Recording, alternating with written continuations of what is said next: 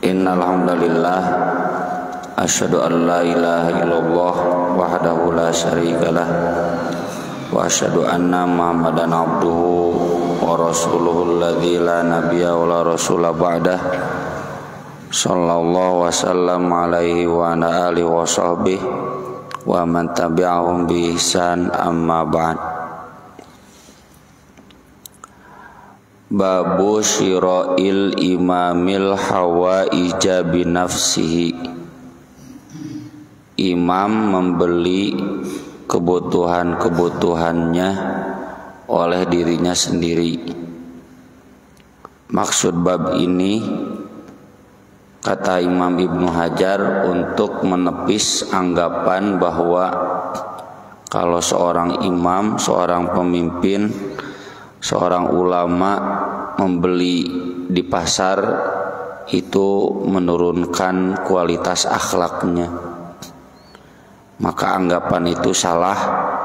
Buktinya Nabi SAW sendiri, meski seorang imam, meski banyak pembantunya, meski banyak yang akan membantunya, dengan penuh ketawaduannya beliau tetap bertransaksi dalam hal-hal tertentu yang beliau butuhkan itu langsung. Ini juga menepis anggapan bahwa hadis tentang tempat terbaik adalah masjid dan tempat terburuk adalah pasar, dan pasar itu tempat berpusatnya, berkumpulnya setan, itu tidak dipahami bahwa kita sama sekali tidak boleh datang ke pasar. Orang-orang suci, orang-orang solih, tidak berarti bahwa mereka tidak boleh datang ke pasar. Masa ada orang solih belanja sendiri ke pasar gitu. Buktinya Nabi SAW beliau bertransaksi sendiri ya. Meski beliau bisa saja dibelikan oleh orang yang lain atau dibantu untuk transaksinya oleh orang yang lain. Wa qala Ibnu Umar radhiyallahu anhuma, kata Ibnu Umar radhiyallahu anhuma, ishtaran Nabiyyu sallallahu alaihi wasallam jamalan min Umar. Nabi sallallahu alaihi wasallam pernah membeli onta dari Umar langsung oleh beliau sendiri, tawar menawar najan ka Umar, dan Umar juga menjual tepedah yang nawarnya Nabi biasa gratis gitu. Urusan sodakoh jual beli beda deui. Washtara Ibnu Umar binafsihi. Ibnu Umar juga membeli barang-barang keperluannya oleh dirinya sendiri. Ya, jadi kalau ningali ustad ka pasar balanya tong sok aneh. Ya. Ningali Pak Haji, ningali tokoh di jamaah, aduh cenah meuni balanya sorangan ka pasar. Tidak merendahkan beliau-beliau ya. Abdurrahman bin Abu Bakar radhiyallahu anhuma menjelaskan, jaa musyrikun bi ghanamin. Ada seorang musyrik datang membawa sekumpulan kambing. Bandar merenitanya. Fashtaron Nabi sallallahu alaihi wasallam minhu syatan. Nabi sallallahu alaihi wasallam memberi darinya seekor kambing. Washtara min Jabirin ba'iron. Nabi juga pernah membeli dari Jabir unta, seekor unta. Jadi langsung Nabi yang membelinya, tidak menyuruh yang lain. Ini diantara dalil-dalil bahwa boleh, bahkan termasuk akhlak mulia, bukan sebaliknya ya. Akhlak mulia seorang imam, seorang tokoh, seorang yang berilmu membeli sesuatu dengan dirinya sendiri, itu tidak merendahkan akhlak orang yang berilmu tersebut. Bahkan termasuk membelinya dari orang musyrik. Nah cenah balanja kasih engko kasih bataknya ari eueuh di warung bangsa pribumi mah teu nanaon.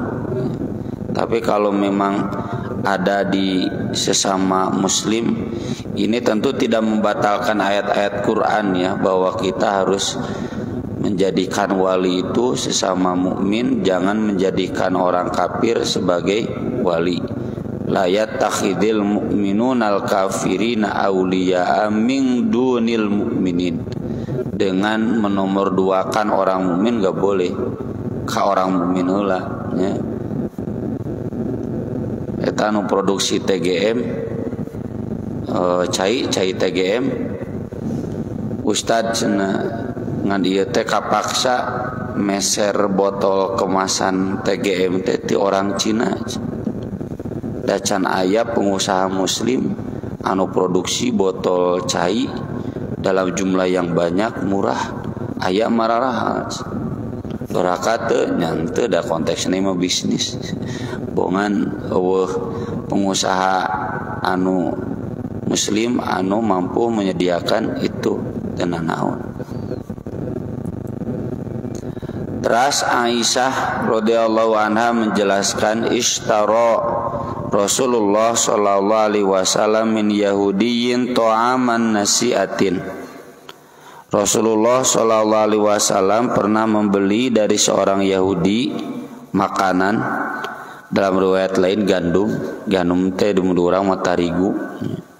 Nasi'atin secara dicicil, dianjuk, warohanahu dira'ahu, dan beliau menggadaikan baju besinya. Baju besi teh mahal ya, harganya mahal, bisa dipakai mas kawin karena nilainya setara dengan emas ya, dengan dinar. Meski tidak jelas, tergantung ya baju besinya. Cuma yang standar itu bisa sampai 12 dinar. Mun sadinarna 4 juta kan standar mas kawin nabi. Mun sadinarna 4 juta kan sabaraha ta 12 dinar teh itu sampai 48 juta. Jadi ibaratna mun ayeuna mah bapa beli bea sakarung ngagadekeun motor kan mahal kana motor gitu. Tapi ya itu sebagai jaminan bahwa beras itu akan dibayar. Ini sudah kita bahas tempo hari yang lalu ya, kenapa Nabi sampai mengutang? Apakah karena Nabi miskin, tidak punya uang untuk membeli makanan? Jawabannya bukan. Nabi seperti ini karena Nabi terlalu dermawan. Para ulama sepakat menjelaskan, kan Nabi itu memberikan nafkah ke istrinya sekali bisa 1 tahunan cukup. Cuma baik Nabi ataupun istrinya, sebagaimana disyaratkan dalam Al-Quran, itu banyak yang meminta, dan Nabi gak pernah menolak orang yang meminta. Bahkan Nabi memberi sampai habis. Dan ketika habis Nabi mah teu stres, tinggal nganjuk we gitu, tinggal meuli we. Urang mah pan can beak teh geus stres, cenah dibikeun kabeh ke urang mana gitu ban. Ari Nabi mah keun we sok nu aya mah bikeun. Nanti buat kita mana tinggal nganjuk mun teu boga mah gitu. Dan nganjuknya lagi dari orang Yahudi. Kenapa? Karena kalau dari orang muslim kemungkinan ya susah, atau Nabi tidak mau memberatkan orang muslim, wallahu alam. Cuma ini semua jadi dalil bahwa boleh bertransaksi dengan orang kafir. Tentunya kembali ke dalil umum yang tadi, bukan dengan menomorduakan orang muslim, karena tidak ada di orang muslim, maka dari orang kafir. Kemudian hadis berikutnya tentang Nabi membeli unta dari Jabir, dan Imam Bukhari di sini memberikan catatan babu syira'id dawab wal hamir, membeli kendaraan atau keledai.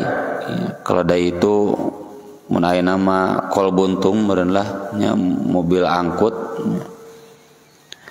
Apakah yakunu dalika qabdun qabla an yansila, harus diambil saat itu juga sesudah transaksi? Misalkan ini kendaraannya sedang dipakai oleh pembelinya, berarti penjualnya, si penjualnya kudu turun harita nih, karena sudah dibeli, barang itu sudah jadi milik pembeli, teu meunang balik ka imah mawa eta gitu. Nanti terjawab oleh hadis berikutnya, tidak harus begitu. Tentunya kalau misalkan saya beli motor KNC, motornya keur dipake ngojek, bukan berarti geus dibeli ku anu sok kadekeun motorna ngojek neangan di motor lain, tidak begitu. Sok we heula. Nanti kalau sudah selesai baru diserahkan ke saya. Hadisnya dari Jabir bin Abdullah radhiyallahu anhuma qala kuntu ma'an nabiy sallallahu alaihi wasallam fi ghazatin, aku pernah ikut dalam satu perang bersama Nabi. Di riwayat lain disebutkan perang Dzatur Riqa. Dzatur Riqa teh perban, nya Riqa teh dzatu teh yang hampir semuanya pakai perban. Kenapa? Karena jalannya terjal dan kaki Nabi dan para sahabat semuanya terluka. Di Arab pan gunung teh teu jiga diurang nya aya taneuhan, itu mah batu we gunung teh. Jeung panas deh. Jadi alas kaki yang biasa-biasa itu tidak cukup ya, kudu eiger lah. Kudu nu halus, nu biasa-biasa mah barian pegat. Maka dari itu banyak yang terluka sampai kakinya itu diperban nya pakai pembalut, maka disebutnya perangna perang Dzatur Riqa. Saya cek di Sirah Nabawiyah tidak ada kesepakatan nih tahun berapa, karena memang tidak terlalu terkenal. Ya samalah kayak kita mengingat-ingat masa lalu, kayak kemarin Ustaz Engkos mengingat-ingat sejarah pemuda Persis zaman beliau, Pak balik yang zaman Ustaz Lukman teh. Jadi tidak terlalu persis sama. Jadi itu bukan berbohong, karena memang susah mengingat masa lalu itu ya. Jadi kalau sahabat menjelaskan perang, tapi para sejarawan gak sepakat itu tahun sabarada, susah nu teu diinget-inget mah ya. Kecuali yang bersejarahnya, siga lengserna Soeharto pan ingat orang, teh lengserna Gus Dur ya, itu kita ingat. Fa'abtu abi jamali wa aya, maka untaku menyebabkan aku terlambat, wa aya dan dia lemah. Jadi unta Jabir teh unta nya nu geus boyot, orang lain udah di depan yang mau di tukang ya. Mun motor teh mah motor bekjul nya, mun touring teh batur si dihareup mau di tukang keneh ya. Fatala ya Nabi sallallahu alaihi wasallam. Nabi kan perhatian lihat rombongan. Mana cenah Jabir dipengker Nabi. Nabi nyamperkeun. Jabir, faqultu na'am. Ma sya'nuka? Kenapa kamu menipaneri ya kok terbelakang? Abtu alayya jamali wa aya. Ini cenah untaku boyot, abtua itu lambat, wa ya dan udah lemah ya, ke boyot abong motor kolot senang gitu, jaba BBM mahal pertama pakai premium. Fatakhallaftu, sehingga aku jadi terbelakang. Fanazala, lalu Nabi turun yahjinuhu bimihjanihi. Nabi mengeluarkan tongkatnya lalu memukul unta itu dengan tongkatnya, tentu tidak keras, ya, ditepak gitu ku tongkat Nabi. Tsumma qala, lalu kata Nabi, irkab, sok cenah ta ayeuna mah taekan, ya. Faroki betuhu, lalu aku pun menaikinya lagi. Falaqad ra'aitu akufu an Rasulillah sallallahu alaihi wasallam, maka sungguh aku melihatnya cukup tuh ditenggel ku Rasul, langsung jadi gancang, bahkan jadi ke depan, ya. Beda da ieu mah atuh tongkatna tongkat Rasul, ya. Ai tongkat urang mah ditenggelkeun kan motor batur rusak. Baru. Nah, ini teh ceritanya teh panjang. Jadi Jabir teh awalnya itu pulang duluan, rusuhan, tapi kasusul gitu, bahkan jadi terbelakang. Makanya Nabi tanya, kenapa lain rusuhan? Oh iya, Nabi, ini untanya boyot, saya kan baru menikah gitu, jadinya biasalah kangennya pengantin anyar. Lalu Nabi tanya, tazawwajta, oh kamu menikah?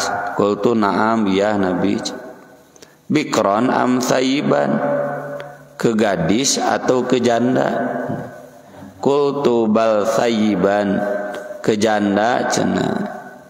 Tuh jadi pemuda kawin ka janda teu naon ya, sunah ya. Teu sunah ketang boleh. Qala, kata Nabi, afala jariyatan tula'ibuha wa tula'ibuka, kenapa tuh tidak menikahi gadis ya yang masih muda, jariyah teh, tula'ibuha agar kamu bisa bermain dengannya, watula ibuka dan dia bisa bermain denganmu, maksud nama bisa bermesra-mesraannya, bucin cek bodak ayeuna mah. Nah itu cenah lain gadis. Tuh justru ini jadi dalilnya mendek nikah deui kanu gadis. Itu kan berarti nggak boleh dengan janda. Qultu innali akhwat, Nabi kan saya punya saudara-saudara perempuan, adik-adik saya perempuan. Fa'ababtu an atazawwaja imra'atan, aku ingin menikahi seorang perempuan, tajma'uhunna, yang bisa mengurus mereka. Dalam riwayat lain, kalau saya menikahi gadis atau sapantar jeung adi cenah, jadi nggak bisa menjadi ibu buat mereka. Aisyah pantar mah. Wa tamsyatuhunna, tamsyatu teh nyisiran adik-adik saya, wa taqumu alaihinna, dan qayyim teh kan mengurus mereka.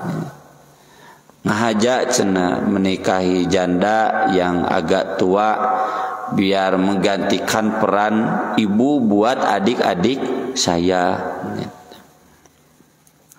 Qala, kata Nabi, amma innaka qadim fa idza qadimta fal kaisal kais, nanti kalau kamu sudah pulang maka pilihlah yang terbaik, menjadi orang yang kais teh cerdas, beruntung, sukses, kais.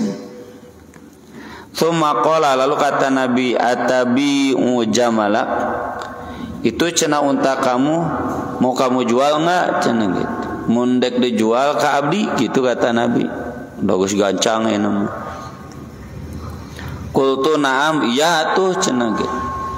Dah ditawarku Nabi, Jabir pun gak bisa menolak. Fastarahu minni biuqiyah, maka Nabi membeli unta itu dariku, kata Jabir, 1 uqiyah. 1 uqiyah itu 40 dirham. 40 dirham teh kalau hitungan sekarang 4 dinar. Berarti sabaraha juta tah? 12 juta ya. 16 juta. Onta onta zaman Nabi. Ayeuna ya lebih ya dari itu. Tsumma qadima Rasulullah sallallahu alaihi wasallam qabli. Lalu Rasulullah sallallahu alaihi wasallam tiba di Madinah sebelum aku. Wa qadimtu bil ghadah, dan aku datang pagi-paginya. Faji'na ilal masjid, kami datang ke masjid. Fawajadtuhu ala babil masjid, aku berpapasan dengan beliau di pintu masjid. Qala, kata Nabi, al-ana qadimta, kamu baru datang sekarang? Qultu na'am, iya Rasul. Duka kunaon tah ya, padahal untanya sudah cepat, mungkin ada keperluan dulu. Qala fada' jamalaka fadkhul fasalli rak'ataini. Ini kebiasaan orang Arab, memang kalau safar itu isro ya. Isro teh jalan malam. Soalnya kalau jalan siang ripuh ya, panas. Tong boro di Arab di urang wage jalan siang mah ripuh rata-rata, jalan malam jaba macet jalan siang. Najan geus usum ase oge. Nah, Nabi datang sebelum pagi, Jabir datangnya pagi sesudah subuh. Kata Nabi, fada' jamalaka, sok turun dari unta kamu, fadkhul, masuk masjid, fasolli rak'ataini, salat 2 rakaat. Ya. Dalam hadis Ka'ab bin Malik yang terkenal ketika beliau tidak ikut perang Tabuk, kata Ka'ab bin Malik, Nabi kalau pulang safar pasti ke masjid, sholat 2 rakaat. Maka Ka'ab pun menemui Nabi di masjid, dan mau ke mana-mana pasti ke masjid dulu. Kata Imam An-Nawawi, itu sunnah ya. Bahkan di sini Nabi memerintahkan yang pulang safar ke masjid dulu, sholat 2 rakaat, sok turun tina kendaraan ya. Jadi dianjurkan kita pulang itu ke masjid dulu, sholat 2 rakaat.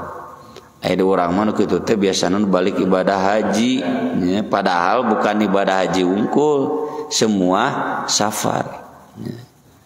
Sunnahnya begitu. Nah, cenah di urang mah taranya nu taraweh nu osok-osok. Ini tinggal diosokkeun we, itu udah jelas hadisna. Sahih Bukhari, Muslim sahih. Fadakhaltu fasallaitu, aku pun kemudian masuk salat. Fa amara Bilalan an yazina lahu uqiyah. Lalu Nabi memerintahkan Bilal untuk menimbang 1 uqiyah. Bilal, kumpulkan tuh 1 uqiyah 40 dirham. Fawazana li Bilalun fa'arjaha fil mizan. Maka Bilal menimbangkan untukku. Ini juga gambarannya Bilal itu memang pengawal Nabi, dan ia tepat dalam timbangan, bahkan melebihkan. Fantolaktu hatta wallaitu, aku pun kemudian pulang. Dapan untanya sudah dijual ke Nabi, pulang. Faqala, tidak lama kemudian, ud'uli Jabiron, panggilkan kepadaku Jabir. Qultu al-ana yaruddu alayyal jamal walam yakun syai'un abghadu ilayya minhu. Loh, kemudian ini ringkasnya, Jabir dipanggil, lalu kata Nabi, khudh jamalaka walaka thamanu.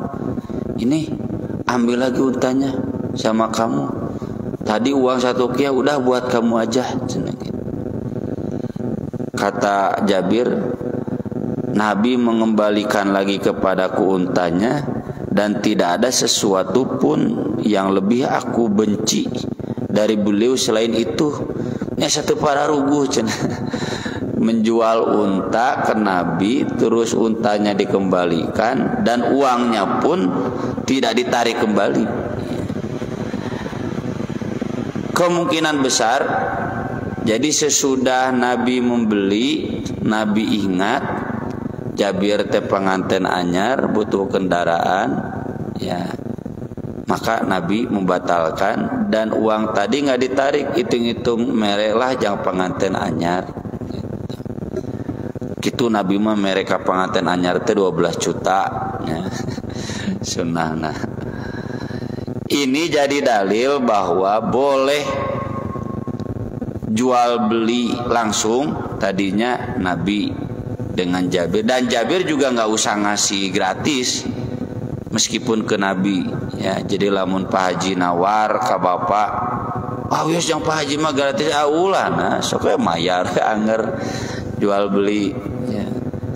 Dan boleh membatalkannya dengan niat sodakoh. Jadi udah beli, jual beli, udah ambil aja nih sama kamu, itu uang juga ambil sama kamu, itu boleh.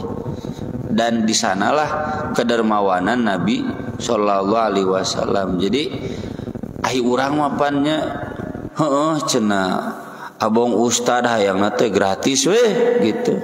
Karasa ku abdi dagang buku, penyakit ustad naon minta gratis, ya. Justru Nabi mati balik, bukan Jabir yang menggratiskan ke Nabi, tapi Nabi yang menggratiskan ke Jabir. Di kuduna teh kulantaran dagangna ustadnya bapak teh meuli teh dileuwihan. Atau karena saya ustad, kalau saya membeli bukan ingin gratis tapi malah lebih. Gitu tahu kuduna teh ustad teh. Cuma belum mampu saja. Aya Nabi mah da beungar, ya. Seharusnya seperti itu. Yaitu hadis-hadis yang kita bahas pada pagi hari ini, mudah-mudahan bermanfaat. Jadi sebagai ilmu buat kita bagaimana transaksi jual beli Nabi SAW dengan para sahabatnya. Dan catatan dari beliau, dari Imam Bukhari tadi, ini sekali lagi tidak mengurangi muru'ah, tidak mengurangi akhlak mulia dari seorang yang mulia. Pada jadi pamenglah bila meeting beli pertarosan mangga nyangakeun.